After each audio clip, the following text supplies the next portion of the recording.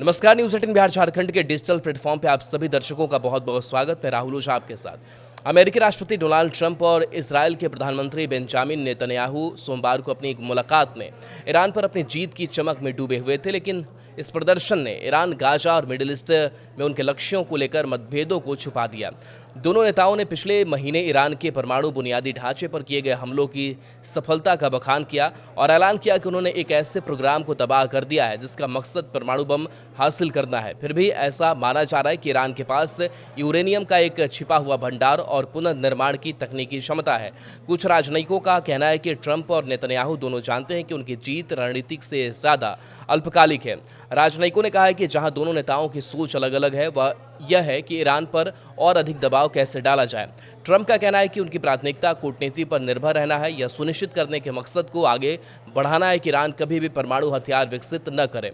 इसके विपरीत नेतन्याहू अधिक बल का प्रयोग करना चाहते हैं। इजरायली नेता की सोच से परिचित एक सूत्र ने कहा कि नेतन्याहू ईरान पर अभी हमला करने के पक्ष में हैं। इजरायली प्रधानमंत्री ने ट्रंप से कहा कि ईरान पर हमले का यही सही समय है ताकि वह अपनी ताकत ना जुटा सके। वहीं खुद को वैश्विक शांतिदूत के रूप में पेश करने के लिए उत्सुक ट्रंप फिलिस्तीनी क्षेत्र में इजराइल और हमास के बीच एक नए युद्ध विराम के लिए दबाव डाल रहे हैं, लेकिन युद्ध के बाद किसी भी समझौते की रूपरेखा निर्धारित नहीं है और अंतिम परिणाम अनिश्चित है। नेतन्याहू ने सीजफायर बातचीत का सार्वजनिक रूप से समर्थन करते हुए कहा कि वह ईरान के रणनीतिक सहयोगी हमास को पूरी तरह से खत्म करने के लिए प्रतिबद्ध हैं। इजराइल के प्रधानमंत्री चाहते हैं कि हमास नेतृत्व को निर्वासित किया जाए। इस मांग को हमास ने खारिज कर दिया है।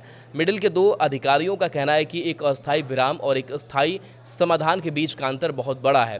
ईरानी शासकों के सामने दो अप्रिय विकल्प हैं। अगर वे अपनी परमाणु महत्वाकांक्षाओं को नहीं छोड़ते हैं तो नए सिरे से हमले किए जाएंगे, और यदि वे ऐसा करते हैं तो घर में अपमान सहना पड़ेगा। इसका मतलब है कि वे वार्ता को लंबा खींचने की कोशिश कर सकते हैं, अपनी परमाणु परियोजना को पूरी तरह से छोड़ने के लिए तैयार नहीं है। वहीं अमेरिका के राष्ट्रपति के लिए मुश्किल पेश कर सकते हैं।